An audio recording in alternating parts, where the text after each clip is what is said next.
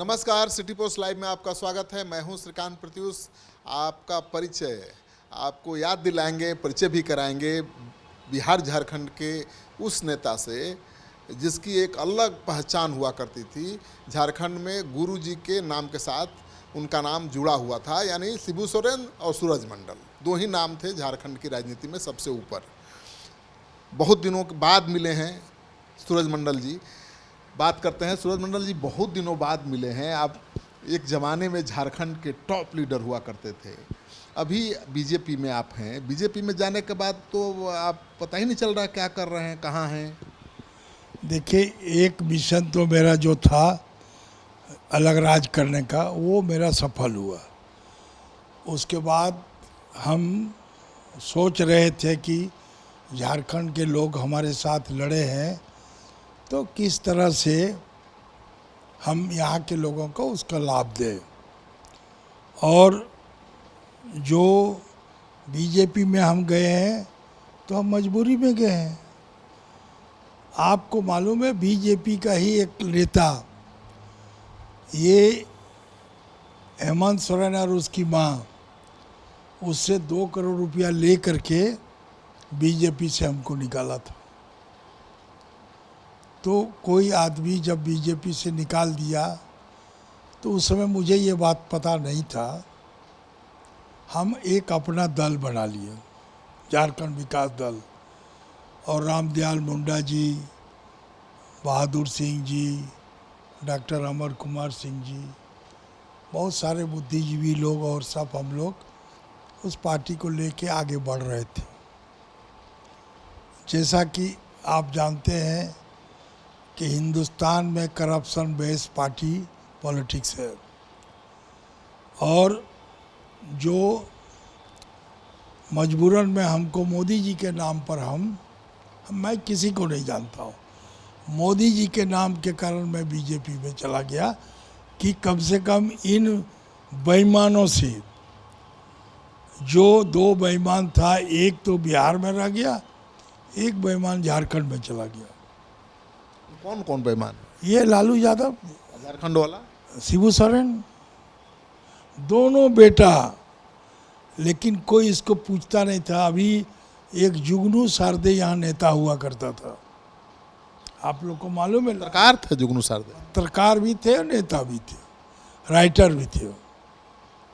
तो ये लालू यादव को जब पटना यूनिवर्सिटी के छात्र संघ का चुनाव लड़ने के लिए कहा गया, तो इसने क्या कहा मालूम है कि मेरे पास कुर्ता पजामा नहीं है, हम नहीं लड़ेंगे चुनाव। जुगनू सारदे आज भी कहीं यहीं पटना में है, वो कुर्ता पजामा बना के दिया। तब ये छात्र संघ का चुनाव लड़ा जनरल सेक्रेटरी के लिए, और डॉक्टर राजेश्वर लाल वो अध्यक्ष के लिए लड़े थे। राजेश्वर लाल अध्यक्ष चुना गया, ये जनरल सेक्रेटरी। और जब लोक नायक का आंदोलन शुरू हुआ तो उनके मंच पर हम यही 5 जून को पटना के गांधी मैदान में उनके साथ बैठा देखा था। तो बाद में वो 77 में एमपी बना, मैं 80 में एमएलए बन गया, वो 80 में एमएलए एमपी में हार गया, फिर एमएलए बन गया, हम लोग साथ रहने लगे। और उसके बाद 90 में हम साथ में थे, 90 में कर्पूरी जी नहीं रहे, तो ये नेताओं की लड़ाई होने लगी। और 3 नेता दावेदार बिहार के मुख्यमंत्री के लिए, एक राम सुंदर दास जी, एक लालू यादव, एक रघुनाथ यादव। तो मैंने मंच पर लालू यादव को देखा था, तो मेरे पास 19 एमएलए था। आपको शायद याद होगा, इनको याद होगा। और मैं 1 नंबर माल रोड में रहता था। 11 बजे रात को ये नीतीश कुमार, जगदानंद सिंह और लालू यादव मेरे पास आया कि समर्थन चाहिए, तभी कल परसों मेरा ओथ हो सकता है। तो मैंने देखा कि लोकनायक के आंदोलन पर ही सब कुछ सत्ता परिवर्तन हुआ है, और इसी को समर्थन देना चाहिए, हम लोग को साथ में था तो समर्थन दे दिया, चीफ मिनिस्टर बन गए। मैंने बिहार के जनता के से माफ़ी चाहूँगा कि हम भूल से इसको समर्थन दे दिए और इन्होंने लोक नायक जयप्रकाश के सिद्धांतों को कुचला, इस तरह से कुचला कि जहाँ पर वो होंगे लोक नायक जी, उनकी आत्मा रो रहा होगा। लालू जी और नीतीश जी तो जेपी के ही चेला थे ना। हम भी उसी के, सब लोग इसी के चेला है। रामविलास पासवान, आपका जितना लोग कहिए, तो ये तो है कि जब राजनीति में सत्ता की लड़ाई होती है ना तो सिर फुटोवल होता है, उतना ग्रुप बनता गया ना। सारे चेले नकारा साबित हुए आपके नज़र में? अरे चेले नकारा नहीं, अगर नकारा होता तो हम भी नहीं कहीं चले जाते। मैं तो कांग्रेस में नहीं जाता। लालू नीतीश दोनों नकारे आपके नज़र में हैं? नीतीश ने भी भूल किया है। क्यों, ये जो है लालू यादव जब ये इमरजेंसी वाले के साथ चला गया कांग्रेस के साथ, तो उसके साथ उसको नहीं जाना चाहिए, वो भी चला गया तो वो भी भूल किया और भूल करके बोलता है माफ़ कर दे मोदी जी, माफ़ कर दिया, अब हम कभी नहीं जाएंगे, आप ही के साथ रहेंगे, कभी नहीं जाएंगे। बोलते हैं कि नहीं बोलते हैं? तो ये जो है वो तो भूल चूक माफ़ी मांग रहा है, तो मोदी जी उसको माफ़ कर दिए। लेकिन ये भस्मासुर यहाँ जो छोड़े हैं, तो बिहार का जनता को आप जानते हैं ये नेता होना चाहिए। क्या बोला, हम उसके साथ थे तो चले जाते थे गोड्डा, देवघर, धनबाद, रांची मीटिंग में। हमको बोला, फ़ोन करके बुलाता था, मंडल जी आइए। कहाँ है? हम बोले गोड्डा में है। तो बोले कहाँ जाते हैं आप, आइए। किसके बारे में बता रहे हैं? लालू यादव। तो लालू यादव बुलाया तो हम गए। एक बार बोला हमको, अरे कहाँ बार बार आप चले जाते हैं? हम बोले क्षेत्र की जनता के पास जाते हैं। है, क्षेत्र की जनता, जनता क्या काम करने से वोट देती है? उसको चूतिया बना करके वोट लेना।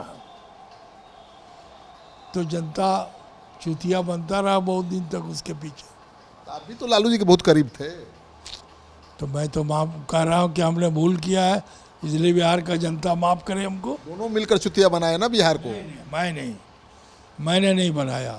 हम तो बिहार का सत्ता, आपको मालूम है, बीपी सिंह के पास ले गया और इसने डिप्टी चीफ मिनिस्टर बनाने की बात कहा तो मैंने इनकार किया। सर, आप मुझे उस लायक समझते हैं, धन्यवाद, लेकिन बिहार के नाम पर हम कुछ नहीं बनेंगे। झारखंड के बारे में अगर कुछ भी बना दे तो हम बनेंगे। तभी जा कर के ऑटोनोमस काउंसिल बना था और उसके हम डिप्टी चेयरमैन बने थे। लेकिन आपको याद है जब वो हमको बोला अच्छा आपको राज्यसभा में भेजेंगे, जब हम एमपी ख़त्म हो गया नहीं है, गोड्डा में खड़ा करके यादव लोग को बोल दिया, वोट नहीं दिया, 27,000 वोट से हम हार गए। फिर बोला आपको राज्यसभा में भेज देंगे। राज्यसभा में हमको बुला के स्टेट गेस्ट हाउस में बैठाया और बोला कि आप बैठिए, आपको देंगे।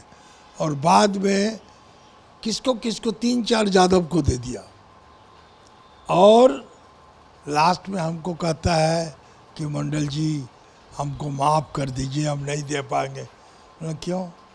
बोला सरोज दुबे को देना पड़ेगा। सरोज दुबे की पति पटना हाई कोर्ट के एक्टिंग चीफ जस्टिस है, तो हमको फॉर्डर स्कैम में बचाएगा। और ये कह करके हमको टिकट नहीं दिया। और ये हमेशा सरोज दुबे के पति को बनाया, राज्यसभा भेजा। सरोज दुबे को बनाया, वो तो जज थे, कैसे उसको बनाता? सरोज दुबे को बनाया इसीलिए कि हाई कोर्ट में मदद मिलेगी चारा घोटाले में। हाँ, इसलिए बनाया, देख लीजिए। तो इसलिए जो है ना हमने बनाया इनको। मगर आज क्या है, हम तो दोस्ती निभाए ईमानदारी के साथ, लेकिन इसने मेरे साथ धोखाबाजी किया तो ऊपर वाला फैसला किया ना, जेल के अंदर के आज कैसा चल रहा है देख रहे हैं। पार्टी बहुत मजबूत है उसकी, तेजस्वी यादव कमान संभाल चुका है। छोड़िए ने कमाल समाल जो है नालायक लोग को, शिबू सोरेन और लालू यादव पूरे बिहार के यादवों का बेइज्जत किया है कि इससे और कितने बड़े टैलेंट है उसको उस पार्टी में नहीं लीडर बना करके अपने परिवार का पूरा सब हसोत लीजिए, कितना बड़ा सबको बाल बच्चा नाती पोता तक का। तो बिहार का जनता इसका फैसला करेगा ना, और हमारे लिए ऊपर वाला फैसला कर रहा है।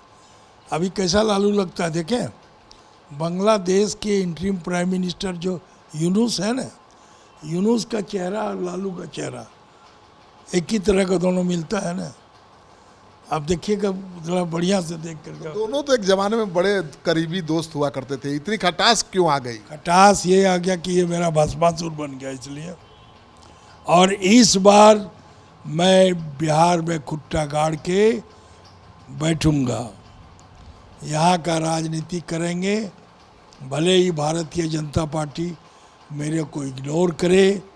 संपूर्ण क्रांति मंच का 50 से 100 कैंडिडेट को हम लोग लड़ाएंगे और जेडीयू और बीजेपी से टिकट मांगेंगे, नहीं देगा तो किसी दूसरे दल से करीब 50-60 कैंडिडेट खड़ा करूंगा।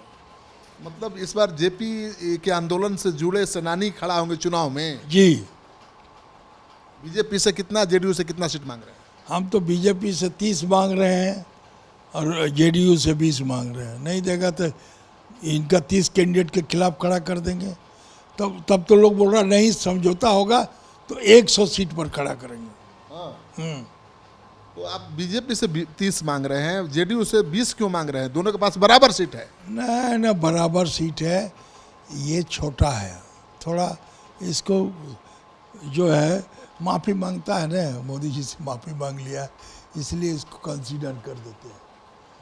इस बार जेपी सेनानी चुनाव मैदान में नजर आएंगे और वो दोनों की मुश्किल बढ़ाएंगे, नीतीश और बीजेपी की। नहीं, अगर नहीं हम लोग की मांग को नहीं मानेगा, हम लोग से बात नहीं करेगा तभी ना बढ़ाएंगे। लड़ाई इससे ही तो नहीं लड़ जाएंगे। तो इतने जेपी सेनानी हैं जो चुनाव लड़ने के लिए स्थिति में है अभी? पूरे देश में 30,000 है लगभग, यहाँ भी है। यहाँ 200 तो हमारा परसों आया था, 5 तारीख को आए में हॉल में 200 आया था, कुछ और इधर उधर भटके हुए हैं तो उसको जोड़ लेंगे, नहीं तो उसके परिवार जो मर गया है उसके परिवार को खड़ा कर देंगे। और कब जुटान होगा इन जेपी सेनानियों का? अरे आप तो आए नहीं, तो 5 तारीख को हुआ ना, 5 को हुआ, 25 को ये कंस्टिट्यूशन हॉल है एनेक्सी में, 25 जून काला दिवस, इमरजेंसी का काला दिवस, उसके मनाएंगे हम लोग। और उसमें प्राइम मिनिस्टर को भी इनवाइट किए हैं और लोगों को किए, इनको भी किए हैं, नारायण साहब को। तो और बीजेपी में रहते हुए बीजेपी की मुश्किल बढ़ाने जा रहे हैं आप? हम बीजेपी का मुश्किल क्यों बढ़ाएंगे, हम अपना सुविधा देखेंगे ना। बीजेपी हमको कुछ समझता ही नहीं है। अगर मेरा बात बीजेपी माना रहता तो 2 बार से झारखंड में सरकार नहीं बन रही है, वो सरकार बनती। आप बताइए, बांग्लादेश की सरकार 2% आरक्षण के लिए जो बांग्लादेश बनाया उस हिसाब से उसके फैमिली को 2% आरक्षण बांग्लादेश में लेता था। हम लोग को बिहार से अलग हुए हैं तो 27% आरक्षण था। बीजेपी ने बाबूलाल मरांडी को चीफ मिनिस्टर बना दिया, वो जाते के साथ 27 को 14 काट दिया है। और बाबूलाल मरांडी अहमद पटेल का स्पाई था, बीजेपी का तोड़ने का काम किया, उसके हफ्ता से चलता था वो, और उसको बीजेपी का अध्यक्ष बना दिया। हम लोग इग्नोर किया, सरकार बना। तो मोदी जी से नहीं बोलते हैं? सब बोल दिए मोदी जी को। मोदी जी पहले कुछ मजबूर थे, मोदी जी नहीं, कोई दूसरा आदमी ऐसा करता है। भारतीय जनता पार्टी के 7 कार्यकर्ता का इग्नोर किया जाता है। मैंने आग्रह किया है कि पार्टी से कि जो कारपोरेटर को छोड़ के 80% कम से कम वर्कर को चुनाव मैदान में उतारें, कॉरपोरेटर 20% दे दीजिए बाहर से, तभी जा कर के सफल होइएगा, नहीं तो सफल नहीं होइएगा और पीछे चले जाइएगा। चलिए, तो बिहार के चुनाव में सूरज मंडल अहम भूमिका में नजर आएंगे। इन्होंने चेतावनी दे दी है अपनी ही पार्टी बीजेपी को और सहयोगी दल जेडीयू को कि अगर आपने जेपी सेनानियों को चुनाव लड़ने का मौका नहीं दिया तो सैकड़ों सीटों पर उनका सम्मान और पेंशन एक जैसा। अब बताइए, यहाँ 15,000, मध्य प्रदेश में 35,000, यूपी में 25,000, झारखंड में ये कोलवेंत सब चीफ मिनिस्टर बना है 5,000। ये कोई सम्मान है? अपमान है। इसलिए इस अपमान को एक समान करने के लिए हम लोग को जेपी सेनानी का मांग है कि भारत सरकार सम्मान दे और एक बराबर जो है, अब जो ये मीसा में जो गया उसको इतना देंगे बिहार में, और जे DIR में गया उसको इतना देंगे। आंदोलनकारी है, जो भूमिगत है उसको भी प्रमाण लेके उसको भी दे और एक समान दे। इसलिए भारत सरकार पूरे देश में दे दे, यही हम लोग को मांग है। जेपी सेनानियों को एक समान पेंशन देने की मांग कर रहे हैं और साथ ही कह रहे हैं कि अगर जेडीयू ने 20 सीट, बीजेपी ने 30 सीट जेपी सेनानियों को या उनके परिजनों को चुनाव लड़ने के लिए नहीं दिया तो उस बिहार की 100 सीटों पर जेपी के सेनानी, उनके परिजन चुनाव मैदान में नजर आएंगे। जाहिर है, अगर बात नहीं मानी सूरज मंडल की तो नीतीश कुमार के साथ साथ बीजेपी की भी मुश्किल बढ़नी तय है।